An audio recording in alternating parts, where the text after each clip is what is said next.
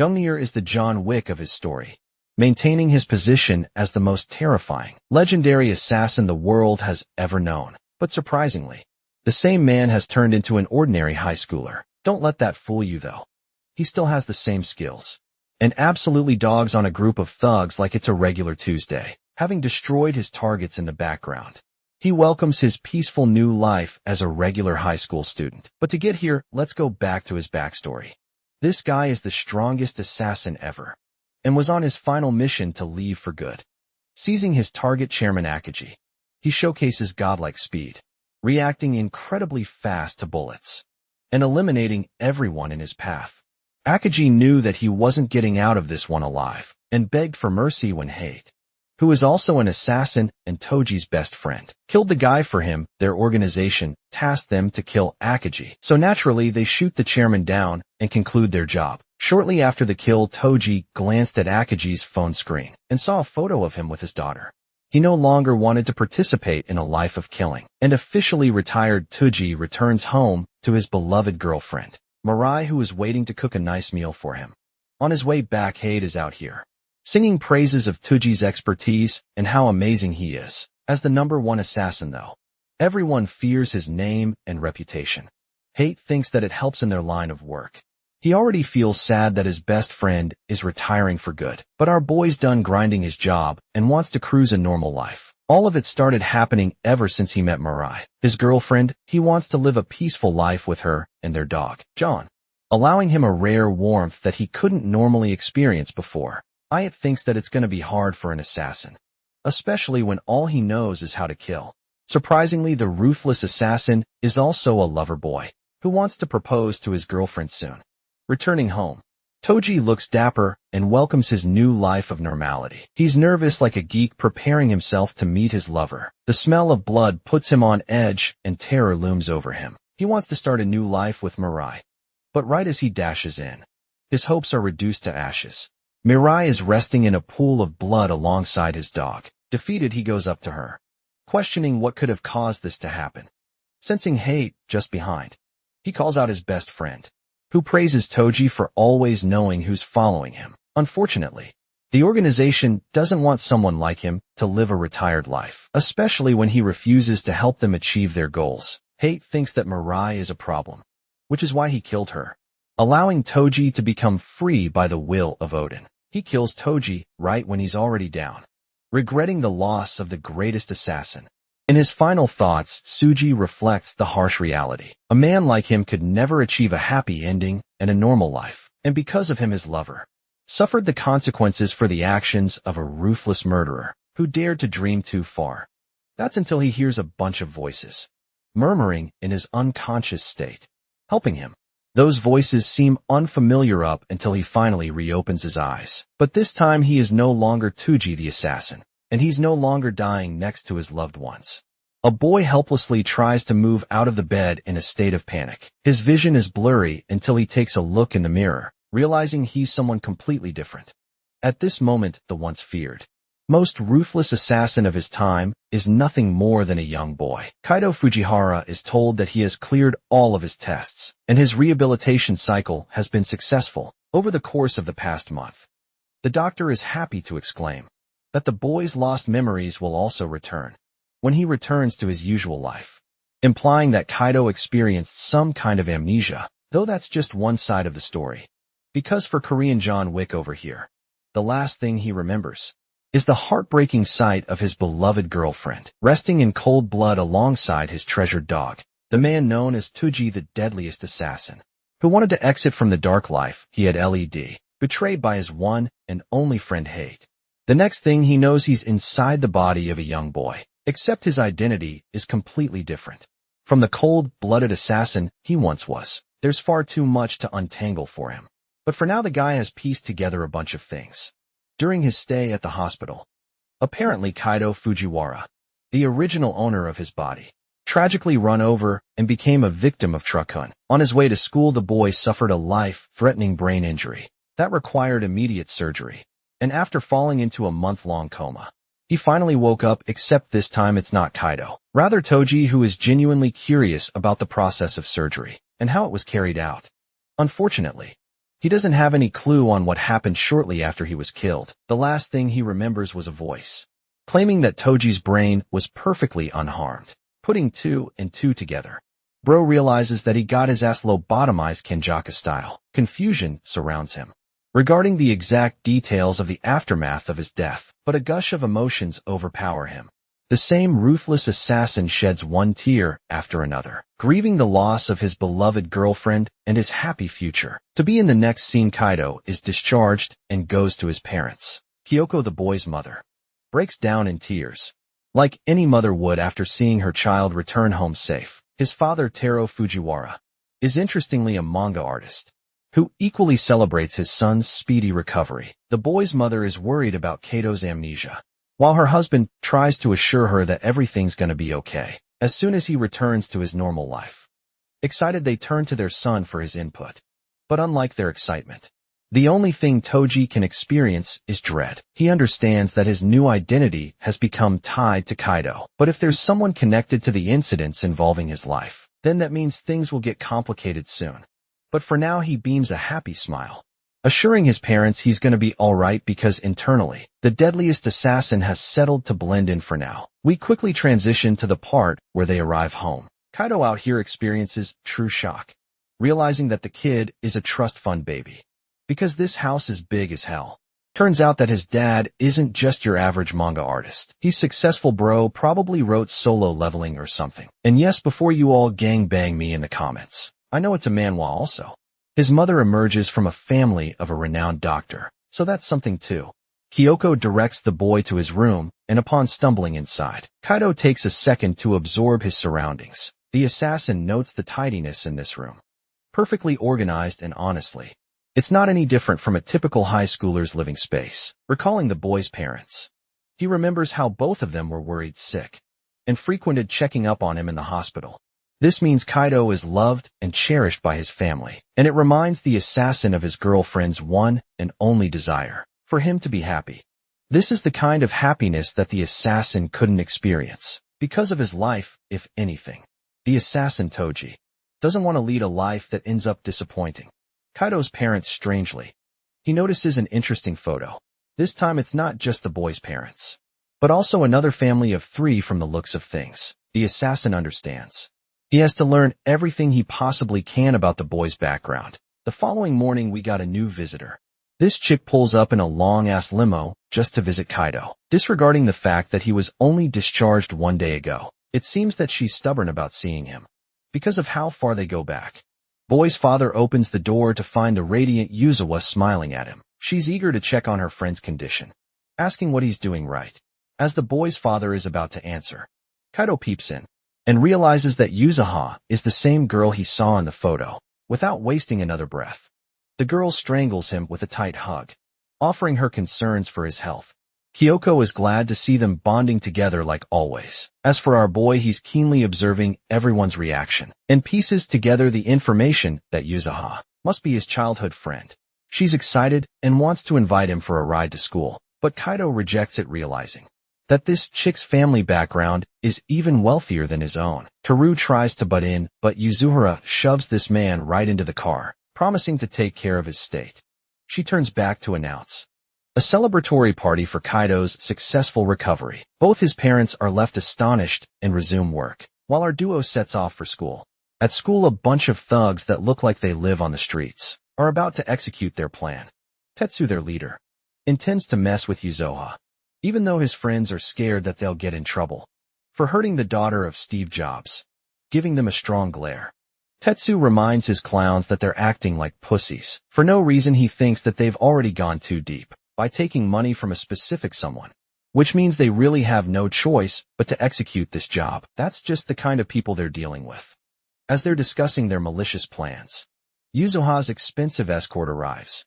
Except this time they're surprised to see a boy next to her. His goons explains that he's just a normie, who happens to be her childhood friend and got into an accident recently. Hearing this, Tetsu is intrigued and creeps up with a smile. In the next scene, both Yuzoha and Kaido part their ways for their own classes. The assassin takes a second to assess her personality, believing that she's a kind friend who looks out for him like an older sister. Entering his new classroom, Kaido experiences a hint of normal life. having never attended a proper school before. The clueless boy asks for his seat, and a classmate is happy to see him. But the same guy's face turns from a smile to the look of fear when he sees the towering Tetsu standing just behind him. The intimidating jerk picks on him, declaring that there's no place for Kaido in this class, and that he's going to be coming with them. Shortly after, the same group takes him outside, while the clueless Kaido is out here, questioning if he's got a desk here or something. Recalling the way these guys snickered earlier, Kaido senses that they must be messing with him, especially now that they're eyeing him down. Pissed off, Kaido demands to know where his seat is, while Tetsu and his underlings find the situation entertaining. Walking up to the boy, the delinquent offers the innocent boy a dilemma. If he can beg on his knees, then they'll be happy to let him be with just a few punches. Apparently this guy's got to stick up his ass, because Yuzuha likes Kaido instead of him. Tetsu even threatens the boy that if he ever dares to step a foot in her direction, he's going to kill both of them. It's funny that he's saying this to basically John Wick out here. Kaido takes a second to understand the situation, disappointed to learn that these punks truly are his enemies. He's sad not for himself, but for his new batch of victims who are about to get bodied. The assassin didn't want to hurt anyone in the boy's body, intending to lead a clean life. For a final warning, he calmly tells Tetsu that if he takes back his words, they can settle this peacefully. Of course, this remark gets the blonde, showerless punk raging like he's having diarrhea after Taco Bell. Pulsing with ferocity, this man charges ahead with his fist, aiming to kill the boy with a single attack. But my glorious king assesses the trajectory of the attack, considering this guy a pure amateur for attacking with a lousy punch, exposing a million weak spots. The attack is so pitifully slow that Kaido doesn't even have to try, and easily destroys Tetsu's confidence with a single punch of his own. Realizing that this situation calls for serious measures, he beautifully palm strikes Tetsu's chin, before rag-dolling him to the ground with a judo slam, all at the same time. Realizing that the real world is pathetically peaceful, to the hell he's used to a while passes until Yuzuha comes rushing for his aid, only to realize that this man is Aura, farming in front of the piercing sunlight. Turns out this man wasn't in danger.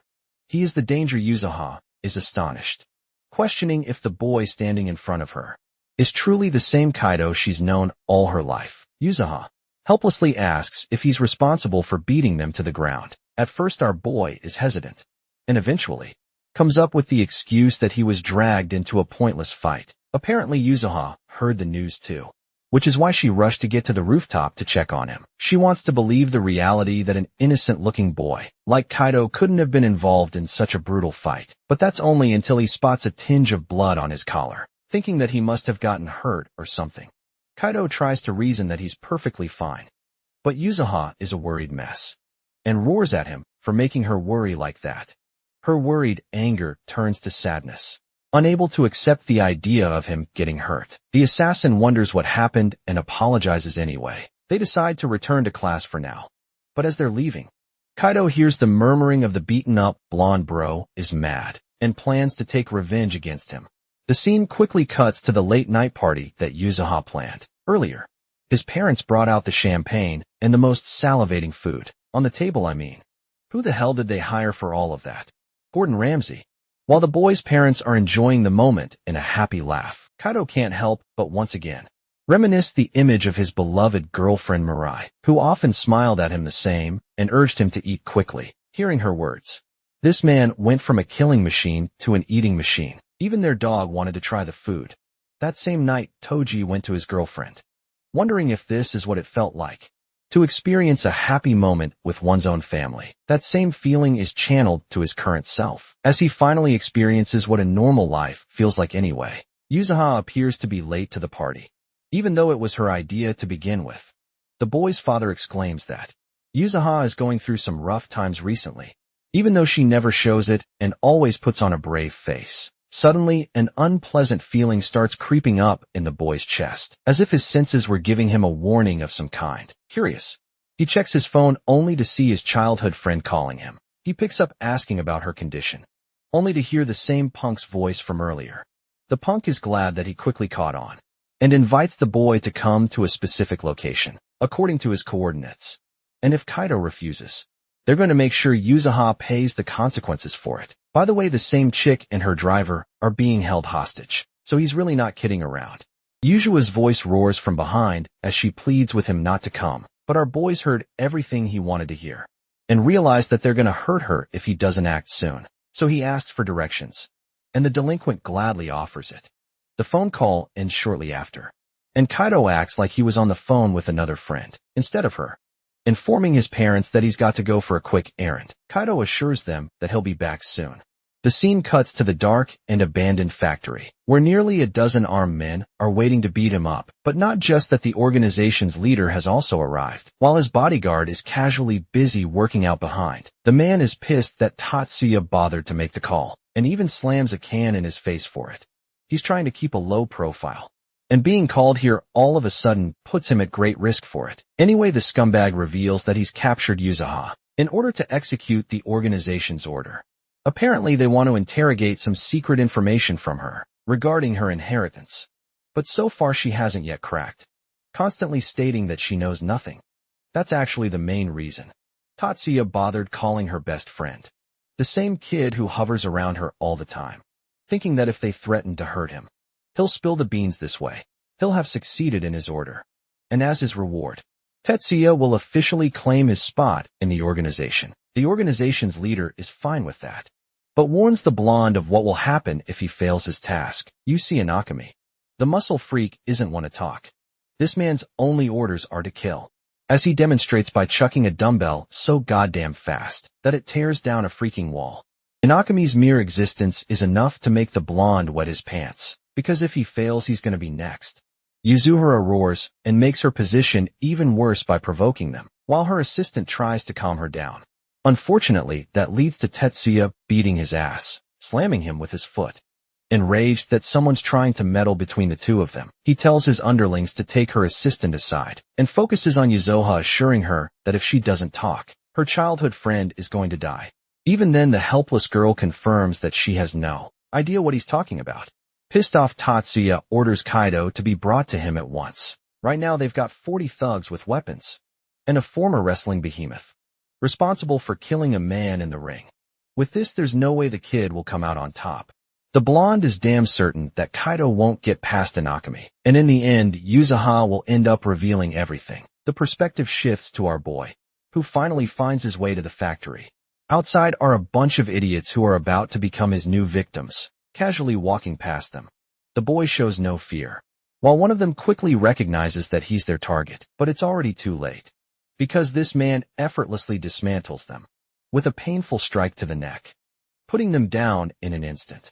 With the 3 men defeated, the rest of the thugs quickly charge ahead. But it's their doomsday as the high schooler mops the floor with them, shoving one of the guys into the bin with a murderous glare. Kaido warns the thugs not to enter his line of sight if they want to continue living their lives in one piece. And yes, the one piece is real. Back to Tetsuya. His boss is starting to feel concerned that the kid isn't showing up, even wondering if the boy decided to chicken out. He's a kid after all.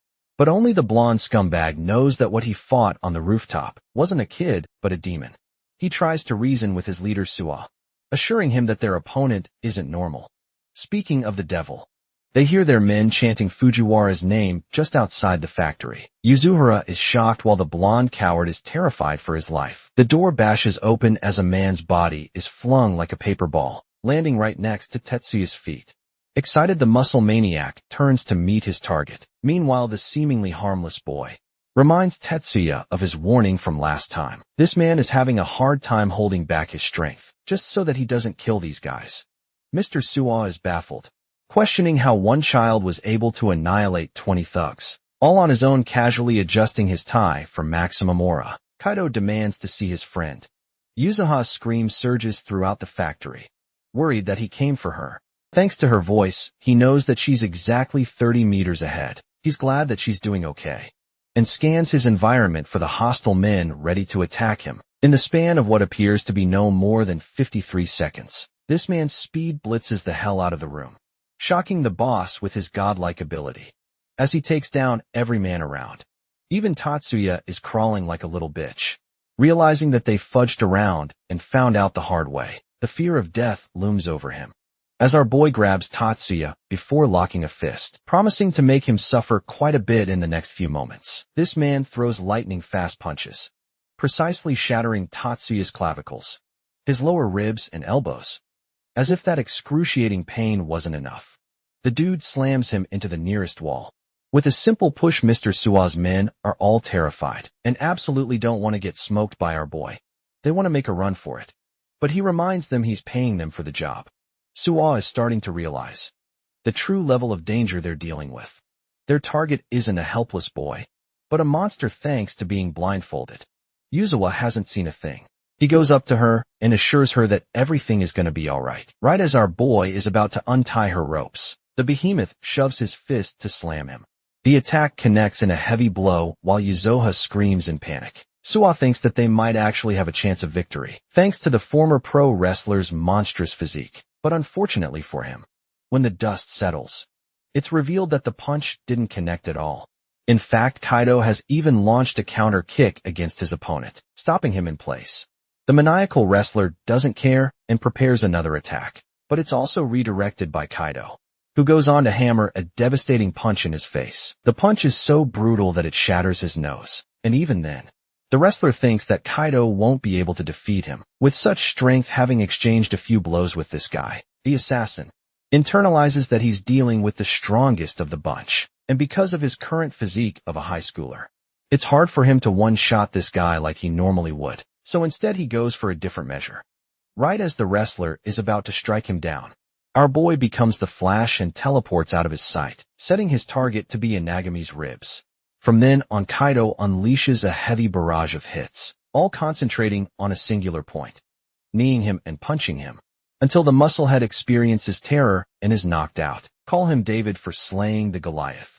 Seeing their insane wrestler getting folded like that, the remaining 6 men run the heck away, which is probably the smartest decision they've made. So normally Kaido would finish his targets off. Right now he's got to worry about Yuzaha. He quickly undoes her ropes and puts on a happy face, expressing his satisfaction to see her doing okay. He assures Yuzoha that the situation is under control and that Kawai, her assistant, is also going to be fine. Of course, this kind of traumatizing situation isn't normal for a girl like her, which makes Kaido wonder if she's afraid. But hilariously, she grabs his tie and instead of thanking him, goes ballistic on his ass for taking the worst route imaginable. You see, he could have easily called the police to resolve the situation, or consulted adults, but instead, bro had to make a movie entrance and solo 40 men all on his own. Still, Yuzaha offers her gratitude that he went so far as to protect her, but it pains her every time he puts himself in danger like that. Her current state is once again reminiscent of Mirai, who always told Toji to return home, always worrying that she'll lose him someday. Kaido levels with her and promises his friend that from now on, he's never going to make her worry again. Their mellow moment is interrupted by the groans of Kawai, the poor guy who got beat up for no reason. Kaido hears the sound of police sirens and realizes the cops are here, emphasizing that it's time for them to return home. Over to a different side, Suwa had barely managed to escape, unable to comprehend how. Not even the musclehead was able to stop the monstrous child. Apparently this guy also has his own boss. Seems to be some kind of kingpin of underground crime. This terrifying boss reveals that he sent a Lancelot to deal with the kid. Now that the boy has messed with the Great Will Organization's plans, he's going to pay for it, but before that happens, let's return to our boy's side of things. He's back at home resting on his bed, knowing that he made his parents worry by going on his own like that, while they're sleeping soundly. Kaido remembers how worried his parents were upon his return. Thankfully, the police didn't hold him down for any questioning, because of his lack of involvement. As for the thugs, their mission and ultimate goal is still ambiguous in his eyes. Then there's the fact that the man in charge, Suwa, also disappeared after the scene. From the looks of things, he thinks that there's something even worse looming in the shadows. As he jogs outside, he internalizes how he doesn't want anyone around him to get hurt any more suddenly. A bunch of projectiles are shot at him, causing him to jump right into the air. The man who shot them is actually baffled that the boy managed to avoid them. By the way, Kaido already knew someone was following him home, which is exactly why he came out here in the first place, giving the spy an easy target. Turning to the guy, Kaido questions his motives. The creepy bastard is impressed that the boy managed to notice him, even in his bedroom. It's the first time he's been figured out like that. And with this, it's confirmed that this kid isn't just any normal brat. giving credit where credit is due. Kaido praises the spy for covering his tracks and being on a completely different level from the thugs he faced at the factory. From those two facts alone, it can be said that this guy doesn't belong to the workings of a normal society, which begs the question of why he was spying on him in the first place. Kaido's stalker is rather impressed and thinks that the young kid also shares some connections to his line of work. But our boy keeps it simple and maintains his identity of an ordinary high schooler, refusing to entertain any more small talk. The man prepares his blades for their ultimate showdown. The scene is familiar to our protagonist, who recalls his previous life. The assassin before him officially declares the end of Fujiwara Kaido. This same man is called Sanjo of the Great Wall Organization, rank number 67, getting into fighting stance. Kaido reflects that he too was once a member of the same organization. Let's visit the headquarters of the Great Wall Organization. Council member Akatsuki is frustrated that, even after kidnapping Yuzuha, they were unable to obtain any leads. Akatsuki thinks that they should have deployed a lance for the mission from the very start to get things over with. Let's zoom out and focus on the significance of this organization. This group is capable of overthrowing the world into chaos, thanks to having 1,000 assassins under its wings. Among them, the top 100 assassins are considered the elites and given the title of Lance. Each Lance is so reliable that they have a near enough 100% success rate for each job. Among other things, Minami and Akatsuki are the same. Minami reveals that they're searching for a specific treasure that will shift the balance of the world. That treasure is called Fenrir's Seed, and Yuzuha is supposedly the current owner of that sacred treasure, though they don't have any evidence to conclude such a thing. Ishima reveals that he's already sent Sunju for the job. The revelation shocks them, because before using a lance, one requires the permission of Odin. But that's the thing, Yoshima has already acquired such permission. First off, they know that Yuzuha's bodyguard is trash, so there's no way it could have been him. Concluding that there is more to the situation than they understand, he deems their enemies a threat, and therefore wants to eliminate them at the hands of the lances. That brings us to the scene of the fight, where Kaido realizes that he's dealing with someone from the same organization. The stance Sanji is using is perfected and difficult to read, signifying his elite status as a lance. This also confirms our boy's worst suspicions, that everything surrounding Yuzuha's troubles is actually being controlled by the organization. In the background, it's not a case of a simple inheritance loot, but something greater. Sunju quickly observes the boy's stance and remarks that he isn't a high schooler at all. The kid is fearless and feels natural when a weapon is pointed at him. Sensing danger, Kaido deems him a threat for Yuzuha and lunges forth to strike him down. The first few punches are casually evaded by the expert assassin, who reflects that the kid is incredibly fast and accurately aiming for his weak points.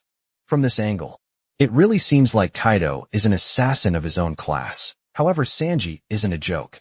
This man nearly stabs him in the face, causing our boy to maintain his distance from their brief encounter. Kaido has learned a bit about his opponent's specialized fighting style. Sanji is a fighter who prioritizes his range to his advantage. The assassin is impressed by the kid's skills and decides to go on the offensive by lunging right into the air. The tables have turned, and though he goes for a butterfly slash at first, the assassin quickly rewires himself into a different stance in an effort to overwhelm our boy. Sunju is genuinely pleased to find his opponent dodging like an expert. Meanwhile, our boy is starting to realize that he's far behind when it comes to strength and speed. There's only one way to defeat an opponent like this guy, and that is to scan his environment. While the elite lance is going heavy on the offensive, he thinks that he's finally achieved an opening to strike. But much to his shock, when nails the final blow, Kaido casually slips out of his jacket before stabbing his neck with a precise swing. Surprisingly, the lance managed to evade it just in time and retaliated with a swing of his own. The slash ends up cutting Kaido. Blood drips down, and the realization sets in that he's dealing with a powerful lance. He's realizing his own limitations for having a weaker and untrained physique. While the lance is rather impressed by the boy's attempt to trap him, he talks about how Kaido's perfected movements showcase that he's easily a professional in combat, except the only thing he lacks is pure killing intent. The only order he received was to assassinate a high school student. But now it makes sense to him why a lance was given such a job. Sunju reveals that he's a threat to the organization's intentions with Yuzuha, which is why he must be assassinated at once. thanks to his own confession. Kaido is now certain that the organization is connected to everything, deciding to switch his mode of fighting. The assassin decides to activate his combat mode, striking a cool-ass pose he won't be holding anything back, promising to show the true fragment of his killing intent. Sunju lunges forth with his batshit crazy dragon dance form, which is essentially hundreds of blade strikes hurling at our boy. The lance has become mindless in his pursuit, and literally skins down a tree with ease. Meanwhile, Kaido finds himself a safe spot to hide, realizing that he's dealing with someone way beyond the level of a normal assassin. The crazy fucker tornado slices his cover, unleashing a geyser of water. Having suffered another cut on his body, Kaido realizes that he's dealing with an S-class user, on top of a lance. His endless slashes are so incredibly difficult to deal with that not even our boy can get out unscathed. Sunju goes ballistic and accuses the high schooler for being a killer, too, wondering if it's fine if Yuzuha is killed as collateral. And well, that's where this man fucked up, because that line alone triggers Kaido's traumatic flashback sequence. Except this time, the face of his girlfriend is replaced with the one of his friend. Pissed off, he lunges forth to tackle the assassin head-on, smashing the blade right out of his hand, grabbing it, and then speed blitzing a sharp cut right across his shoulder. It all happens so fast that not even an expert lance is able to perceive what went wrong. All he can think about is what kind of monstrous kid he's dealing with. Our boy refuses to experience the guilt and suffering that he did last time, which is why he promises to protect Yuzuha with his life. Lance thinks it's pointless to resist his fate, as he's going to die by the will of God. Bro is a shoulder down and still wants to fight. His endless slashes are useless from now on, because Kaido is expertly matching each attack, like a seasoned professional, accusing the high schooler for being a coward. Sanji leaves himself wide open during one of his attacks, reminding him of his place. Kaido goes right behind him, painfully slashing his thigh, and belittling the pro-assassin for being so loud, reduced to such a state. Sanji can't help but question how this guy got so fast, all of a sudden reusing the same tactics like last time. He tries to overwhelm our boy. It ends in disaster for him, because Kaido leaves a bunch of cuts right around his left arm, revealing that there's no point anymore, as he's already read all of his moves. In his next attack, Kaido burst with incredible speeds, becoming a Beyblade and slashing all his way to Sanji's body, donning his murderous glare. He deems the end of the lance. Who is still out here, questioning how one could master such swift knife work and such godlike speed. The way he's fighting reminds him of the wrath of Gungnir, the #1 assassin among their ranks. Kaido brutally rips this guy's body until he's left, gushing out a pool of blood. The fight is over, with Sunju realizing just how outclassed he was right from the beginning. As he's panting heavily, the lance trembles in fear, sensing that he can't even move a muscle anymore, because the tendons in his arms have been severed. But our boy is kind enough to leave at least one leg for him to get by. As for the rest, the killing machine assures him that his career as a lance is finished, and that he won't be able to kill anyone anymore. Ruthlessly, Kaido remarks that in this way, the assassin will lose the only part of his identity that he treasures the most. It's a fate worse than death, because these people can't even blend in normal society. But before leaving this guy alone, the boy declares his 2 questions, promising to painfully cut his other leg if he refuses to answer for his first question.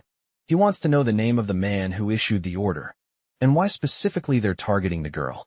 Giggling like a fool, Sanji reveals that he's not going to talk, even if he tortures him and kills him, as he has sworn loyalty to his one and only God, and that he'll never betray his will. The mention of God confirms everything for Kaido, but unfortunately sirens start buzzing all around. Sunju's recklessness has attracted the cops. In that brief window, the guy manages to use his only leg to escape. He recommends the kid to get out too, before he's caught before leaving. Sunju wonders if the boy really wants to be an ordinary high school student. That question floods him down memory lane, because Kaido remembers how everyone around him thought he can't experience a normal life, simply because he's lived his life as a cold-blooded assassin. Even now, as he's covered in blood, the thought clings to him. Is he really normal? Can he even be considered a high school student? That question is yet to be answered. But we shift to the headquarters, where Yashima learns about Sunju's update. Izumo reports that the lance has been effectively dismantled, to the point he can't even continue working anymore. Akatsuki is out here, amazed by Kaido's abilities to take down an expert assassin, beaming with excitement. Izumo confirms that whoever it was a monster, because Sanjiu described the guy's movements to be similar to Gungnir, a name that draws attention among them all. Even Akatsuki thinks it's an overestimation to say that, to compare this guy to the strongest knife user to ever live. Izumo understands their frustration, especially when Gungnir's name isn't tossed around lightly. Minami breaks their confrontation, while Akatsuki whines about the significance and specialty of Toji. Regardless, they think that this random bodyguard of Yuzu has proven himself to be considerably powerful. Not only did he disrupt their plans, but he also dismantled a lance-level opponent. With this development, Yashima and the others can no longer wait around. The whole thing leaves Yashima questioning the mystery behind Kaido. Fujiwara speaking of our boy. He goes back to his room and patches himself up in secrecy. He's having a bit of an identity crisis, knowing that he's supposed to be an ordinary high schooler, instead of an assassin like he used to be. Unfortunately, he has to help Yuzuha escape the sights of the organization. And then there's the fact that they'll target him even more. Now that he's defeated a lance with a body like this, he'll be at a loss. So Kaido intends to put in the work and get strong again. If he has to preserve this peaceful life, then he has to do everything in his path to ensure it stays safe. As for the Great Wall Organization, Akatsuki volunteers and expresses great interest in taking the mystery man on as his target. They're surprised, but Izumo thinks it's a great idea for a threat of this level. After all, if this guy really does compare to the likes of Toji, an ordinary lance won't cut it. A curious Akatsuki is all the more happy to use his position to take care of the threat. By the way, this dude is no joke. He's ranked 9th overall and is one of the greatest assassins around. After a day passes since Yuzuha's kidnapping, Kaido's parents and the girl give him a big welcome home party to celebrate his discharge from the hospital. To show his love, his father presents the omuris he worked really hard to make, though that is a little hard to believe, because the dish looks pretty cursed. After that, Yuzuha says she made something extra special for him as well, as she places a plate of mouth-watering beef stew in front of him. With a proud grin, she tells him to dig into her masterpiece while it is hot, and the moment it hits his taste buds, our boy instantly gets a flashback of the past, to when he was leaving the house, and Mirai asked if he would be out late once again. However, that time, he told her he would be home in time for dinner, because he only needed to meet someone and pick up a thing or two, giving no clue about his actual work. Mirai was really glad to hear that, because she was making his favorite beef stew that day, and that made him very happy. Then he told her with passionate eyes that he would share something important with her when he got back. Before he left, and she bid him farewell with her precious smile, and a smiling Johnny boy in her arms. While eating the beef stew, Kaido becomes sad that he never got to tell her he was quitting his life as an assassin. To be with her, Yuzuha gets annoyed seeing his disappointment, and asks if it really tasted that bad. But our boy suddenly starts downing her cooking, like it is his last meal on earth. Nearly tearing up, he tells her it tastes delicious. Yuzuha is glad to hear that, and his mother tells him there is a lot more where that came from. If he has a big appetite as he watches his father set the pan on fire, and Yuzuha smiling with the cake and enjoying herself. Our hero is grateful from the bottom of his heart to have such a loving family. Later, he walks Yuzuha back home, because things have gotten more dangerous recently. He asks her if she noticed anything unusual happen around her since then, but she tells him she has police all around her house, so she should be safe at the moment. Confused, Kaido asks her why her butler is not with her, and she says she personally requested him to stay away, because he is so annoying. It is impossible to have fun with him anywhere around anyway. She lets him know she had a lot of fun at his house, admitting it has been a very long time since she got to laugh so much again. Her expression quickly turns serious, as she confesses she has been feeling pretty down ever since she lost her father. Hearing that, our boy is completely speechless. Yuzuhara realizes she did not tell him about that yet, because she did not want to make his amnesia worse. With such stressful news, she says it happened around 2 months ago, at the same time as the car accident that sent him into a coma. Kaido realizes that is why she was so emotional about losing him as well back then. But she stayed strong and never let her sad feelings show by covering them up with her cheerful personality instead. Our boy apologizes to her for making her worry, but Yuzuha tells him it is no big deal and points out he has not changed a bit. Surprising him, then she thinks that he did mature a little. But even when he was a small kid, he had the habit of being reckless and fighting kids much bigger than him whenever they bullied Yuzoha. Even though he always knew he could not win just like that, he came for her when she got kidnapped. But she couldn't see his amazing moves because she was blindfolded. Yuzoha becomes suspicious and asks him how exactly he saved her. Our boy dodges the bullet, saying that everyone who saw him got so scared, which technically did happen, after he destroyed their comrades like a monster, making Yuzoha doubt even more still. She thinks that it does not matter, as long as he is brave enough to come for her in a pinch. Yuzoha confesses she was scared out of her mind when the gangsters were threatening her and Kawai. But when she saw his face glowing brighter than the morning sun, she was genuinely happy for that. She thanks him, and being smooth as he is, our boy tells her he will save her, no matter how many times she needs him, making her redder than a ripe tomato. After that, the flustered girl yells at him to get in close, and pulls out her phone to take a cute selfie with him.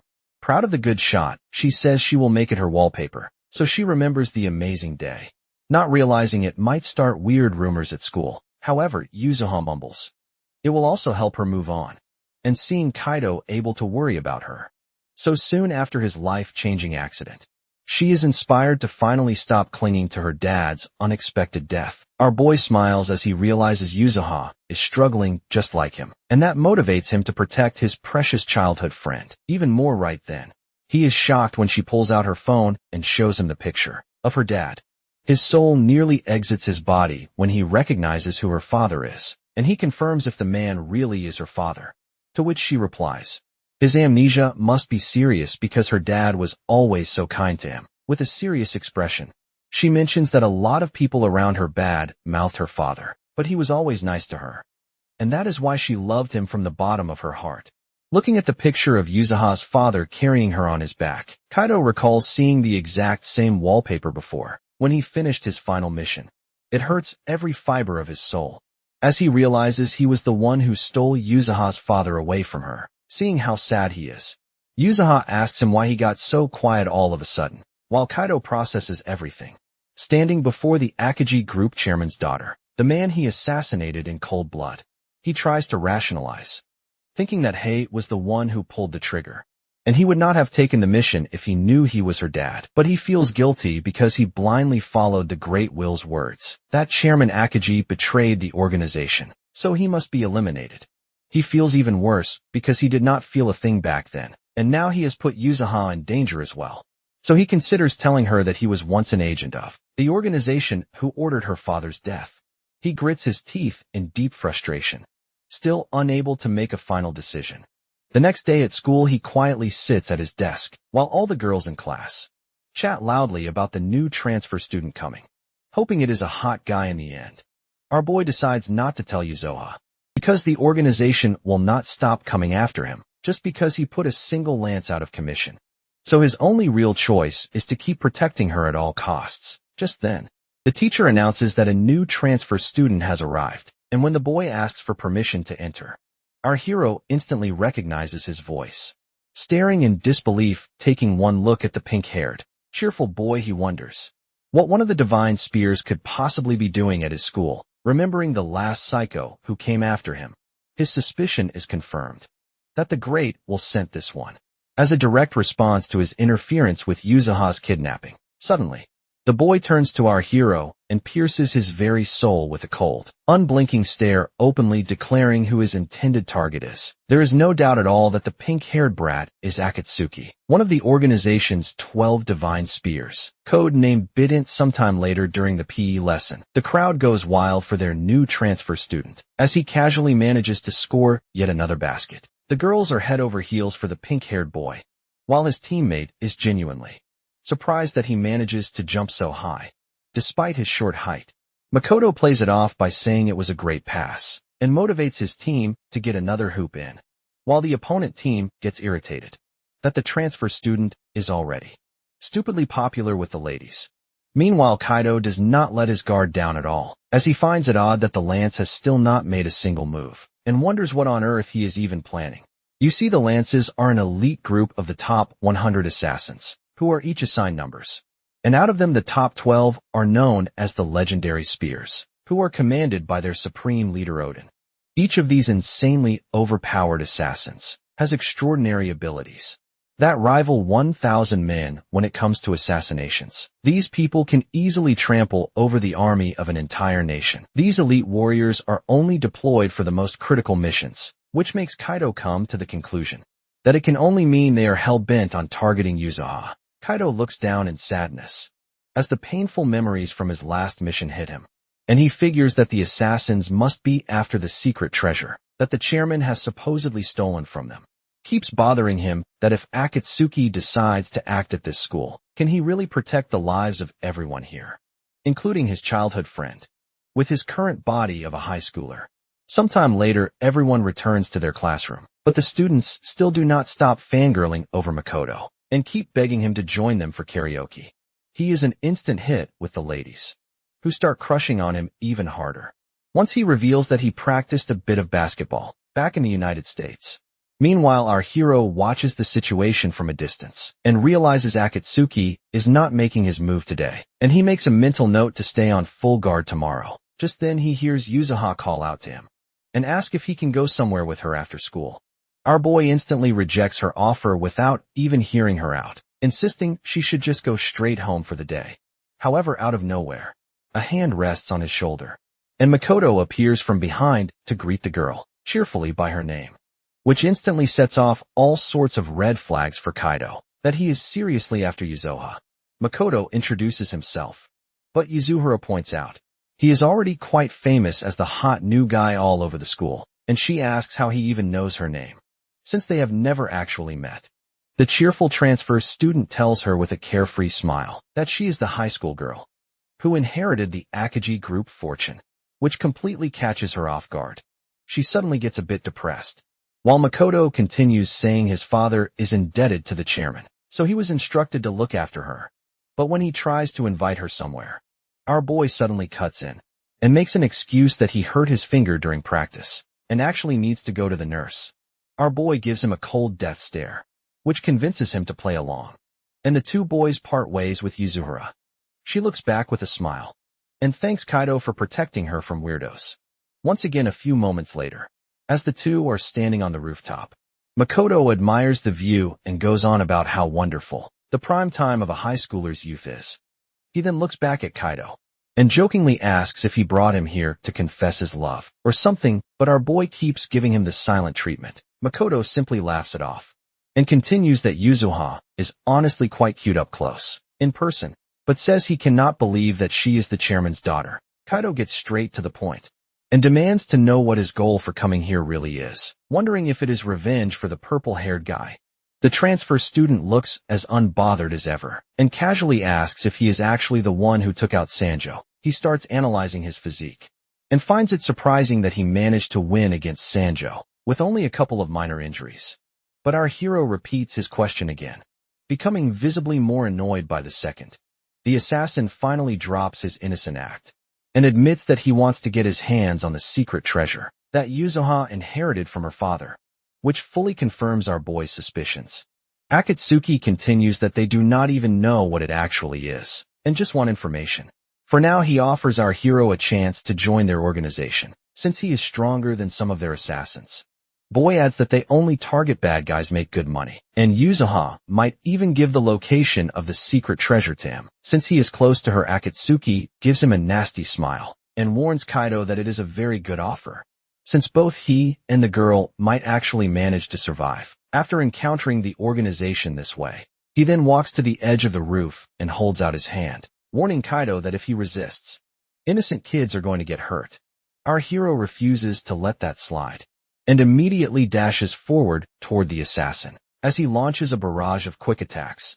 Makoto manages to dodge each one with ease and compliments Kaido that he can rival a pro with his swift moves. Just then our hero manages to grab onto his arm as he reveals that he knew the assassin would try to use bombs. The tiny cube is his unique assassin item, with which he combines explosives and martial arts that are well known in the organization as Biden's default method to annihilate his targets. The mention of his code name catches the assassin completely by surprise, as he jumps back and yells that Kaido has way too much knowledge for an ordinary person. Makoto then holds out 6 more bombs in his hands, as he smiles like a lunatic, and states that he is about to raise the levels.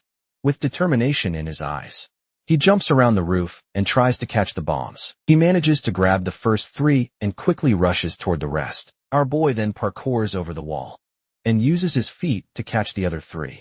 Kodo watches the entire scene unfold and states that there is absolutely nothing normal about Kaido, but then tosses another bomb out of nowhere toward the ground below. Kaido tries desperately to reach it, while the assassin taunts him by saying he cannot protect the entire student body like that. Our hero fails to grab the cube as it drops into the field below, while the lunatic in the back snaps his finger and sets the bomb off. Kaido shields his face from the blast, as the students below start to panic over the sudden explosion and rush away from the area.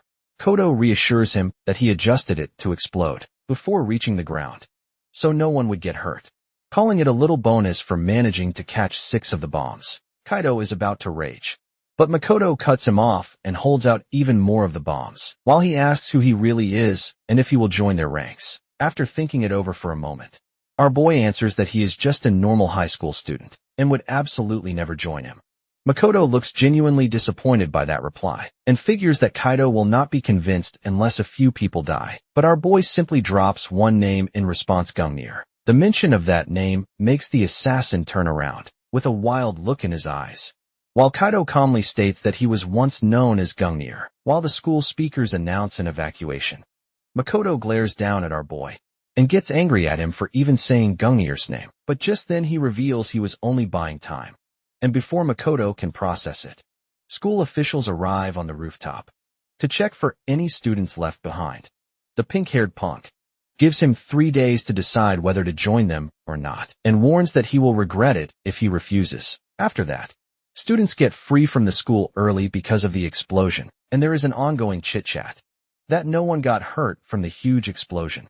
And Yuzuha asks Kaido why he is not going home. Ito explains he has something important to do first and wants her to stay home, since the explosion could be another attack aimed at her. Just then, Kawaii shouts with passion that safety measures have been increased and that he has started learning martial arts to protect Yuzuhara. Yet his over-the-top enthusiasm only leaves her annoyed. Yuzu asks Kaido to text her if anything happens, and he agrees. But once she drives away, he turns back to stare at Makoto, as if to let him know he is not fooling anyone. Meanwhile, as Makoto observes our boy, he is positive that Toji wouldn't let anyone disgrace Gungnir's name. Later on the local train, our boy hopes he has managed to divert Akatsuki's attention away from Yuzuha and toward himself, remembering that although Akatsuki is the youngest of the Divine Spears, his abilities are no joke. Clenching his fist, he thinks about how he has grown used to his new body, but he still has a long way to go before he can take on a Divine Spear in combat. That thought makes him worry that he might lose if they face off after 3 days. Yet it does nothing to shake his determination to protect Yuzuha, even if it means murdering the pink-haired punk. Just then our boy gets off at Shibuya Station and makes his way to the place where he was first killed. He leaps onto the balcony while questioning why he even came here, since Mirai would not be waiting for him. When the door suddenly swings open, he wonders if it could be a trap set by the organization. But despite that, he strolls into the apartment, only to see the crime scene cleaned up, while the rest of the place still looks the same. Just then he hears a noise and snaps into his fighting stance, expecting an assassin only to be surprised when his dog John stands there wagging his tail. John excitedly woofs as the good boy runs to him, and our hero notices the frisbee clamped in his mouth. The sight pulls him back to the days when he and Mirai would go to the park and play fetch with John, and his eyes grow teary as he realizes the dog still remembers him. Just then something catches the corner of his eye, and he spots a photo of himself, Mirai and John together at the beach. It makes him remember the time when they were on a road trip, when she told him that, although she never understood the nature of his work, Mirai always wanted him to be happy. He answers that he is satisfied with his life and will die protecting her. But Mirai simply says that a dead man cannot be happy, and she wants him to try living for once. Now weeping like a widow, our hero regrets that he could never make her happy, and that she now exists only in his memories. After that, he returns home and tells his family that a couple had to give up their dog due to difficult circumstances. So he brought it home and wonders if they could keep it. Before he can bargain any further, Taro immediately agrees to adopt the dog, and Kyoto suggests they take turns walking it. When they ask the dog's name, he explains that the last owners called him John. Later he texts Yuzoha to ask if anything has happened yet, and she says things are rather boring. She mentions hearing about his new dog and asks if she can come pet it, but he tells her not to come now, smiling at his phone because he knows what he must do. After that he calls Akatsuki, who mockingly asks if he has changed his mind, since the 3 days are not up yet. But our boy says he is done playing games and is ready to give Akatsuki a beating on the school rooftop, before Dawn bowing to end this once and for all because he is Gungnir. After hearing the name Gungnir, Akatsuki becomes so enraged that he smashes the phone in his hand. In his mind, someone like Kaido could never compare to Lord Tucci, who was the very definition of a perfect assassin. Yet despite that, Kaido still dares to claim the name Gungnir right in front of him. 3 years earlier in the Middle East, the two of them were on a dangerous mission together. At one point Akatsuki made a critical mistake, which left him completely surrounded by enemies. His left arm was blown apart, and it was clear he was about to die, right as he steeled himself for the end. Toji suddenly appeared and cut down every enemy in the blink of an eye. Akatsuki had thanked him, saying he was only able to make it this far because of his blast, and urged him to return alive, promising to take care of the mission from there. The next morning the two of them meet on the rooftop. Akatsuki casually asks Kaido what he is thinking, coming here to fight while wearing a school uniform. Kaido replies that he plans to defeat him first, and then attend his classes afterward. Laughing, Akatsuki tells him they both had the exact same idea, and adds that ever since yesterday, he has been thinking about how Kaido's movements were almost the same as Gungnir. He admits he had once wanted to be like him, but now that Kaido has made him feel Gungnir's presence firsthand, he will never forgive him for it. At least not until he blows him into little pieces of roasted flesh. With a smirk, Akatsuki says that he wants to share a little secret before they start fighting. He reveals that he has planted bombs somewhere in the school, and because his left prosthetic arm is directly connected to his brain, he can detonate them instantly with just a movement of his fingers. If Kaido loses to him, then many people will die, and the only way to stop the bloodshed is by severing the connection between his arm and his brain. That leaves only two options: to either cut off his arm or destroy his brain. However, Kaido calmly points out that there is a third option. Bombs can also be disarmed if Akatsuki is knocked unconscious. Hearing this, Akatsuki is genuinely surprised, and Kaido explains that he already told him he knows Akatsuki. As Kaido gets ready to fight, he says that he did not come here to kill him, and he only came to stop him. With a confident smile, Kaido asks if Akatsuki truly believes he can pull that off. Then, without warning, he dashes forward and unleashes an attack. Akatsuki manages to dodge it, but our boy notes that his only advantage lies in knowing Akatsuki's tactics and personality, because the physical performance of this body is nowhere near the same level as his own. Akatsuki tosses several bombs into the air, and when they detonate, the blasts aim to destroy his target's eyes and ears. He follows up by swinging a left hook. However, since Kaido already knows all about this tactic, he swiftly dodges and moves in to land a punch to Akatsuki's chest. In midair, Akatsuki shifts his body and evades the strike. Then he counters with a solid punch, sending Kaido flying through the air.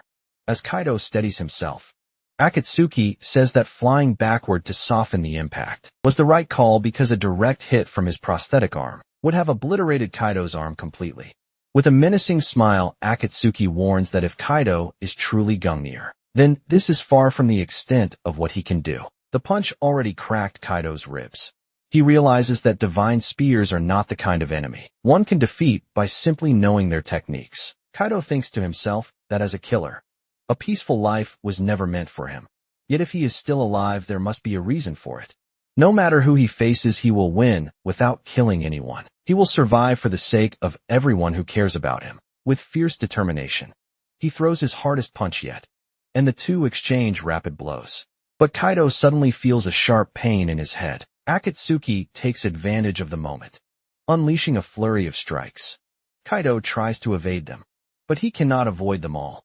He tells himself he needs to focus more on reading his opponent's movements. Akatsuki lands a heavy kick, sending Kaido skidding backward. With the distance between them widened, Akatsuki hurls another bomb and detonates it. A massive explosion erupts, and he rushes in for the finishing strike. But since Kaido knows his every move, He is already prepared. Akatsuki throws a full-force punch, but Kaido blocks it, telling him that he can feel his rage and killing intent, and something like this will not break his will. He will take in all of Akatsuki's anger and swallow it whole. Akatsuki senses that something is off and jumps backward. Meanwhile, Kaido holds his head as his senses become so sharp. He can detect not only the physical objects around him, but also the assassin's consciousness. Akatsuki is caught off guard by the sudden change in attitude and wonders what exactly just happened. He thinks that he launched the last attack from Kaido's blind spot and wonders how the hell the school kid managed to block something like that, as if he already knew exactly where it would come from. He takes out a few more of the bomb cubes and states that things are starting to get more interesting. He bends over with a serious look and says that he does not know what Kaido is thinking, but promises to break through his defenses with the next move. Our boy takes a defensive position and realizes that Akatsuki is on the offense. Once again, the pink-haired assassin drops one of the bombs behind him and uses the blast to send the other bomb cube flying. Full speed toward Kaido, a huge explosion occurs, but our boy manages to dodge it by becoming Jinwoo and stepping to the side at the last second, which causes the item to explode right behind him. Akatsuki calls him impressive for managing to dodge his special attack, but he thinks that if our hero could be assassinated that easily, then there would be no point in sending an elite spear like him. But our boy simply gives him the silent treatment and gets ready to take whatever the pink-haired boy can throw at him. Back at his house, John wakes up from the explosion, and so does Kaido's mother, who wonders where the sound is coming from. She wonders if they might be fireworks. Meanwhile, back at the rooftop, the two are still going full force at each other, still guarding with his fists. Kaido thinks that even though it is impossible to see Akatsuki's hands, our boy can still predict every move, because he knows all of his patterns. Akatsuki tenses up as he prepares his next move, but our boy expertly predicts that he is about to throw 4 bombs, which are supposed to detonate 2 meters in front of him, just as the assassin is about to activate them. Kaido kicks them all in multiple directions to spread them out, which covers the whole rooftop in powerful explosions. Kaido manages to stay on his feet as he shields his face from the intense explosions, but then he predicts the assassin's next move and dodges an incoming punch from the left. Our hero returns the attack with a few sharp jabs of his own, which forces Akatsuki to go on the defensive. As he starts realizing that something is definitely off about this, he wonders what the hell is going on, since he cannot even manage to land a single hit. The assassin thinks that Kaido's eyes and ears should have long been out of commission, thanks to the bombs, not to mention the scorching heat that should make it nearly impossible to breathe. However, the look in our boy's eyes makes Akatsuki feel as if he can see through all of his movements, which makes him flash back to the memory of his beloved Gungnir. He recalls when Kaido said he is Gungnir, but that causes him to rage out, as he yells at our hero not to screw with him. He demands to know if the high schooler truly is his Toji, and if that is true, then why the hell he appeared now of all times. On the other hand, Kaido is barely hanging on as he struggles to catch his breath, but still manages to keep his fists up. He realizes that even if he can read the assassin's movements, the boy is still far too fast, and he cannot keep up in this untrained body for much longer. He jumps onto the ledge and makes up his mind to finally stop running away. At the same time, Akatsuki thinks there is nowhere left for the guy to escape. He picks up a handful of the bombs and thinks it does not matter if his moves can be predicted, and dares him to dodge the attack. As he throws the bomb cubes toward our hero locks in at that very moment and runs forward, using every ounce of strength in his body, while swearing to himself that he will never make anyone unhappy, ever again. Akatsuki activates the bomb and lights up the entire roof like the sun, but Kaido keeps on advancing forward. Even though he can no longer see, he senses the assassin in front of him and goes in for a strike, but Akatsuki manages to dodge it and uses the bomb cube in his metal hand as he throws a knuckle sandwich straight for our boy's head. However, Kaido reads him like a book, blocking the punch with his elbow, which catches him completely off guard, and follows the block with a devastating elbow straight to the face. But he does not stop there. He yells Akatsuki's name and follows with a savage punch to the body, then finishes him off with a kick straight to his gut. The blow shatters his metal arm and sends the assassin flying over the roof's edge, and he falls unconscious as his body approaches the hard, unwelcoming concrete below. The scene then shifts to a flashback, where the young assassin tells Gungnir to forget about him and get out of danger, but our hero tells him that he does not want even a single one of his friends to die. Gungnir figures that this sort of mindset does not suit an assassin, but that is exactly why he made the choice. No matter how big the opponent is, he is going to pursue his own sense of justice. Akatsuki finally wakes up and asks Kaido why he saved him, and he replies that his only priority was to disarm the bomb, and he never thought of unaliving him in the first place. The assassin smirks and tells him that he cannot beat the whole organization alone, but Kaido stays firm that he will no matter what, because that is the only sense of justice he can have as a former assassin. The familiar words and look catch Akatsuki by surprise, reminding him of Gungnir. While Kaido states that no matter if it is the Great Will or Odin, he promises to defeat them all. That statement causes Akatsuki to burst into laughter. He repeats Kaido's words and calls him insane to even think of such a thing. To Kaido's surprise, the assassin believes him that he really is Toji no Cap. The boy smiles and says that only someone insane like Toji could say something as wild as that, while our hero just looks at him in surprise. The pink-haired boy then gets to the main topic at hand and asks him why he looks like a toothpick when he should be lying 6 feet deep underground. Kaido replies that he was also sure he died back then, but when he woke up, he was suddenly in Kaido's body. He points to his brain and says that for now, it is all that remains of Toji, which makes Akatsuki sit up in genuine surprise. Our hero continues that the one who gave the order for the hit can only be Odin, which completely drains the color from Akatsuki's face. Kaido then tells him that he definitely needs to get stronger, and asks Akatsuki if he will lend him his help, which makes the assassin flashback to that scene again. Akatsuki laughs once more and tells him to stop kidding already. He picks up his metal arm and says he cannot kill him, no matter who orders him now that he knows for sure Kaido is Toji. Our hero asks if he is going back to the organization, but the assassin straight up denies it and says that going back after such a loss is impossible. He then asks the kid what he plans to do now, and Akatsuki gets serious, saying that he will decide after he has looked into everything for a while. Since he still finds it impossible to believe that Odin would target Toji, he tells our hero to get going too, since the police are probably on the way, and jokes that school will likely be closed for quite some time. Our hero watches him walk off and begins to call out to him, but all of a sudden, he collapses onto the ground. He wonders what the hell just happened, as he feels his mind slipping away. Meanwhile, some unknown assassins walk into the scene and proceed to retrieve Gungnir. As planned, a voice starts calling to our hero, telling him to wake up already, and he wonders where the voice is coming from. His eyes finally open as he looks around wondering where he even is, and he realizes that he is back in his original body. The voice then says again that he has finally woken up and tells him that they are both a part of one another now. Kaido slowly floats toward him, which makes Toji's eyes go wide in surprise. Kaido calls out to him again and tells him to protect Yuzuha with that power, but Toji refuses to let go as he shouts for the boy and reaches out to him. Right then he wakes up, soaked in cold sweat, and is greeted by a friendly canine face while lying on the ground. He wonders where he even is now. While downstairs, the parents are watching the news, which reports another explosion at the school. Both are extremely worried about the bomb blast, and Kyoto asks if they should take Kaido to the hospital, as she reads his messages, which say he came home early and went to sleep because he felt dizzy. The father asks if she is worrying too much, and says Kaido is probably just exhausted from everything that has happened, and reassures her that their son will be fine once he gets some rest. Meanwhile, Kaido stares at the ceiling, while thinking that his head still feels fuzzy, and realizes that he has slept for half a day.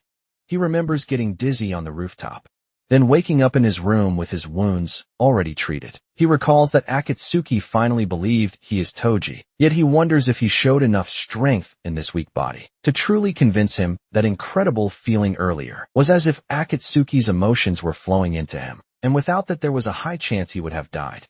He still wonders what happened to his body, but then his phone rings when he sees that it is Yuzuha. He quickly answers and yells to ask if she is alright, which surprises her. She immediately flips the question on him, since he ignored all her messages since morning. He apologizes and says he had been asleep until now, and that he is just glad she is safe.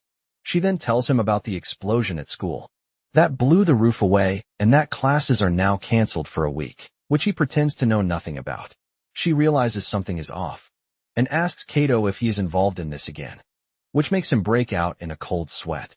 She then starts scolding him and says he is always getting into trouble, and even asks if instead of getting sick, he actually got hurt in the school explosion. Kaito sits up and thinks this girl is as sharp as ever. He turns the question back on her and asks if she has been in danger, too, and then tells her not to worry anymore, because he has decided that no matter what happens, he will protect her. Yuzuhara turns redder than a tomato and demands to know what has gotten into him, and tells him not to distract her with cool hero talk. She keeps talking while downstairs. Kaito's mom answers the doorbell, yet finds no one there, and instead sees a package on the ground. Soon after, there is a knock on Kaito's door, and his mother asks if he is awake and says there is a package for him, but she leaves in the hallway. Kaito finds it suspicious since he did not order anything, and his mom tells him to come for dinner if he is feeling fine. While Yuzuha notices it is late and says goodbye, Kaito picks up the box and weighs it in his hand as he senses no traps. But when he opens it, his eyes widen in shock as he spots his original assassin knife. Along with a card, he wonders who could have sent this to his house. When he picks up the card, he sees a set of coordinates and tells himself that he must meet the sender. No matter what, our hero wanders through Shinjuku, following the location coordinates written on the note that came with his knife, and notices that although the place is close to the station, the foot traffic drops sharply. This makes him wonder if the sender of the note might be hiding somewhere like this, and he questions whether it could be the person who transplanted his brain, theorizing that it must be Kaito. Eventually, he arrives at an apartment complex and immediately senses that it would make the perfect hideout. He steps into the lobby, but after finding it empty, he moves ahead. He finally stumbles upon an entrance to a lower level and quickly suspects it to be a trap from the person who sent the knife.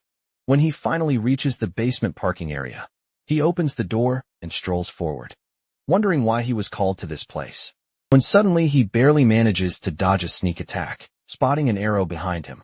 He sees the person holding the crossbow reveal himself, alongside a female accomplice, and she remarks that dodging the arrow could not have been a fluke, since the real gunner would even be able to dodge bullets. She then comments that our guy's brain appears to be working great, and our guy, who doesn't recognize them, asks if they are the ones who called him there. The crossbow wielder says he is not worthy of getting answers, and loads another arrow. He shoots it, saying that the hero must prove himself by defeating them. Our boy dodges it in the nick of time, and catches sight of a pair of glowing eyes glaring at them from behind. Girl swings her elbow, but he glides out of range just in time, making her strike the pillar instead. Meanwhile, he quickly gauges that the duo has the capability of a mid-level lance, and as she launches another strike, he deflects her punches, while noticing that they are using an old organization tactic of creating an opening using a crossbow and ending it with close-quarter combat. Just then, the other guy swings a hook from behind, but our boy pivots and moves in for a double strike, landing an uppercut to the girl's stomach and a roundhouse kick to the man's chin. The impact sends the girl flying while the man staggers back, wondering what kind of force hit him, before he jolts forward to try again. Our guy spots the moves coming from a mile away, just like in the last fight, and predicts that the opponent will open with a 4-strike combo, starting with a left downward slash. So before it even begins, he realizes he doesn't need to dodge. So he blocks the first blow and drives a jab into his chest. As the fight continues, his abilities of spatial awareness, reaction speed, and action prediction accelerate dramatically, and he completely overwhelms the two assassins. The woman quickly realizes that they were not defeated by some child, but by the strongest killer among them, known as NgocMy. Just then, the crossbow man laughs and compliments that the hero isn't bad, but says he is done playing, and reaches into his pocket before his partner yells at him to stop because it goes against their orders. But he shouts back that he cannot end it. After being humiliated like this, suddenly a third voice tells him to stop, and a familiar figure steps into view, greeting our boy Toji, and remarking that his brain transplant was a success. Our guy instantly recognizes him as the organization's doctor, Kyosuke Kuji, and accuses him of being behind the entire brain transplant, and links him to the organization. But the doctor tells him to calm down, explaining that although he was the one who called him there, he was not the one who carried out the brain surgery. He adds that he also has left the Great Wall organization, and promises to tell him everything that happened on the day he died. Completely confused, our boy turns to Kuji and asks who he is, Kuji replies that he will explain everything and tells Kaido that there was an order to kill him, and the one who carried it out was none other than his partner Hate. At the mention of that name, our hero's expression quickly shifts to anger. Next, Kuji explains that the order was highly confidential, known only to a select few, and he was one of them. He says that he leaked all the information, which allowed Kaido's brain to be recovered before it was hidden away from the organization. Hearing that, Kaido asks if that means Kuji betrayed the organization, and then he demands to know about the other two. Kuji answers that they are members of Agros, a special unit operating under the direct command of the Japanese government. The sole purpose of this unit is to annihilate the Great Will Organization. He adds that they are more commonly known as Argos, and they are the ones who transplanted Toji's brain into Kaido's body. At that, Toji grows visibly irritated. Upon learning his brain was handled by the Japanese government, Raoul comments it was his job as a public servant.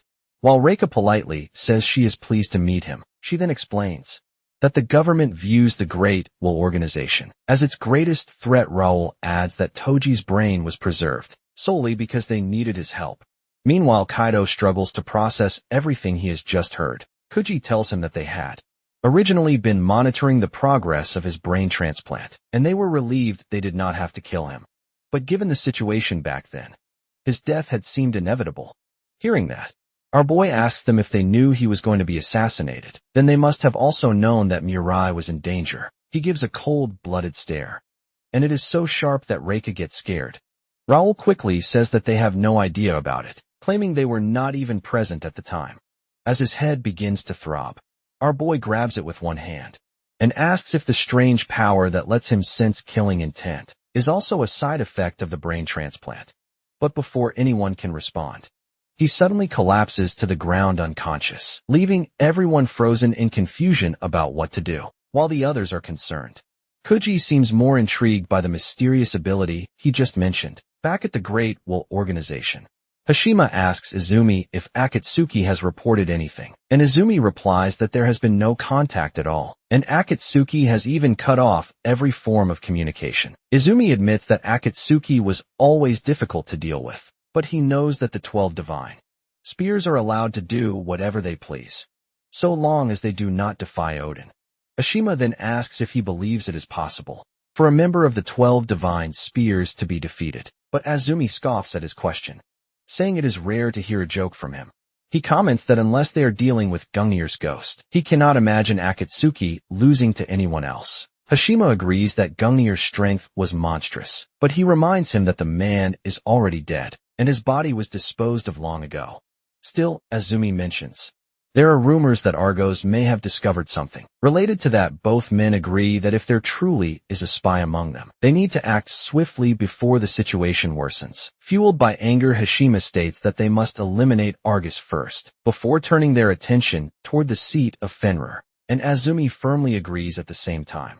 Our boy once again finds himself inside the mind realm, and quickly recognizes it as the place he has been to before. Kaido appears before him and explains that this is the place where their minds have merged. At that moment, Toji confirms that he now understands Kaido's identity, and asks if this strange space is his power. Kaido tells him that he will be able to use it in its truest sense, as long as he learns to trust his own instincts. Toji wakes up and notices the situation feels strangely similar to the one after his fight with Akatsuki, where he also collapsed from headaches and dizziness, only to awaken with Kaido's consciousness present sitting nearby. Kuji tells him that they are currently inside one of his hideouts, which connects directly to the parking garage they were in earlier. He then explains that it has been exactly 1 hour and 50 minutes since Toji collapsed until he finally woke up.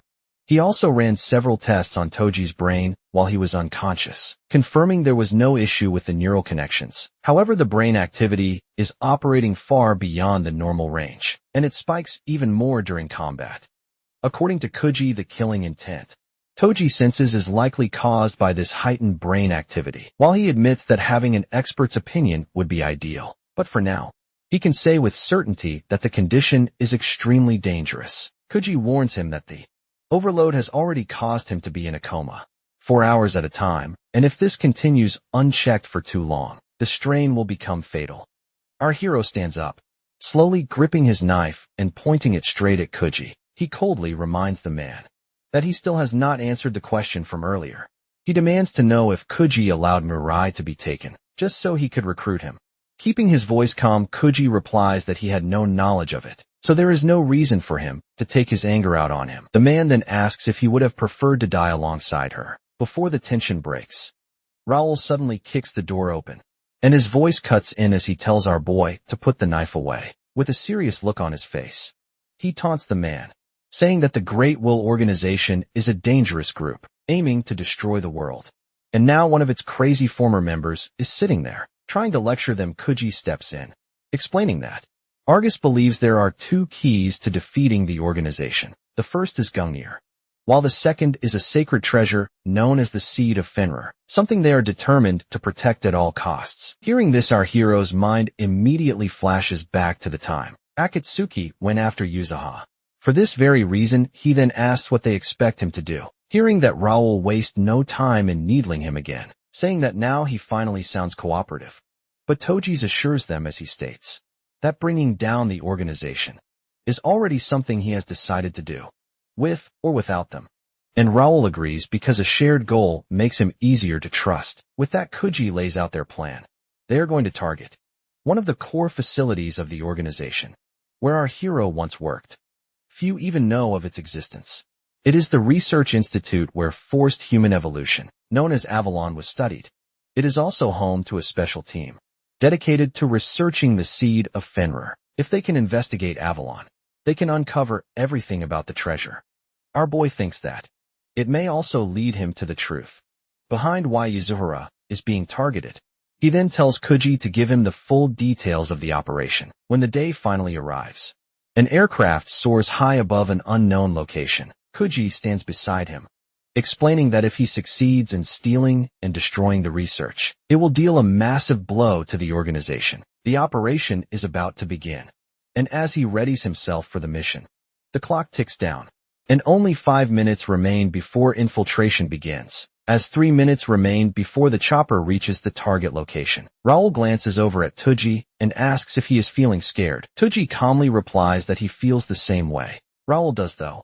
In his mind, he quietly thinks that the moment he has been waiting for is finally about to happen. In the operations room, right before the attack begins, Kuji lays out the details of the mission. He explains that the research facility is divided into 2 main sections: the above-ground complex, which has 20 floors, and the underground complex. In the past, this place served as a training ground for assassins, but now it focuses on research, aimed at producing mutant assassins through genetic manipulation. Hearing that, Reika comments that it is basically a factory that turns ordinary humans into monsters. Continuing his briefing, Kuji states that their main target is located on the 3rd floor of the underground section, where the most valuable data is stored. This includes crucial information on the Seed of Fenrir. Then Raoul outlines the mission. Objective is to retrieve the data and, if possible, destroy the facility as a whole. For this, they will split into 2 teams, one of them stealing the attention of the security forces, while the other infiltrates the building. Although Avalon is an extremely classified facility, its defenses are not on the level of a proper military base. Still, infiltration will be difficult, since they have no precise knowledge of the internal layout. 2G volunteers to handle the infiltration himself, but Raoul gives him a sly response, saying that was the plan from the start, and hinting that he already knows the reason Toji has been kept alive up to this point. With a sly grin, Raoul says that our boy's life will be put to use for the sake of world peace, and adds that he will be accompanying him inside, meaning they will have to work together. With only 90 seconds remaining, Raoul and Reika begin giving their final instructions. The man orders everyone to remain at their assigned positions, while Reika tells the team that 10 people will accompany her to the rooftop, and another 10 will head to the main gate. She explains that their task is to create a noisy, attention-grabbing entrance to keep security occupied, giving Toji and Raoul a chance to slip inside during the chaos. Our hero assures her that they will pull it off without fail, and Raoul informs him that they will be making their entry from the south side. As the ramp opens, Raoul notes that he can barely see anything through the thick clouds, but our boy replies that he can clearly sense Avalon right under them. As their landing point approaches, Toji turns to Raoul and loudly announces that he is no longer going to be Gungnir. He is Kaido Fujiwara with that. The operation starts, and everyone starts to jump off the plane. Our hero flies through the air, and Raoul tells him that he is going too fast. But he doesn't listen to him, because he is thinking that this is the facility of the Great Will Organization, where they train the assassins. And here he will find out why Yuzuha is being targeted. When they reach the parachute deployment zone, everyone opens their parachutes and lands safely. Raoul gets really angry with Toji, because he thought our boy was going to die. But turns out that he is quite used to stunts like that. Visibly annoyed by his constant yapping, our boy tells him to hide his parachute quickly. Before someone sees him, they hide in the bushes and scout the area. And Raoul says things are going smoothly, just like Kuji told them. So they should be able to easily infiltrate from the southern entrance. He tells Toji that he will open the shutter. And suddenly a blast happens on the rooftop above. Reika sends the message that according to the plan, both squads have started the diversion. So she tells both of them to quickly infiltrate the facility, while Raoul opens the shutter. Our boy stands there thinking that it has finally started for real. As the shutter opens, Raoul tells him to take the lead, and he will follow. Sirens go off, and an emergency announcement is made in the facility that there is some suspicious activity. And the security team should immediately move to the rooftop. And the main gate, the researchers who are inside the facility panic and think about who would attack the organization's facility, as all the security is busy. Toji and Raoul quickly move through the hallways together. Raoul thinks that Reika and others are doing really well, and wonders if all the security has moved to the rooftop and main gate, as it is far too quiet suddenly. Toji senses 4 enemies approaching. So he quickly moves to the corner and attacks them first. He knocks out the first one with a punch to the head, and others start to fire at him. But he quickly moves, and also knocks them out with only one sharp punch. Raoul is surprised to see how fast he killed 4 enemies with just a knife, and he wonders how much he was holding back earlier. When he fought them both, Uji tells him that the stairs are just ahead, and they should move quickly.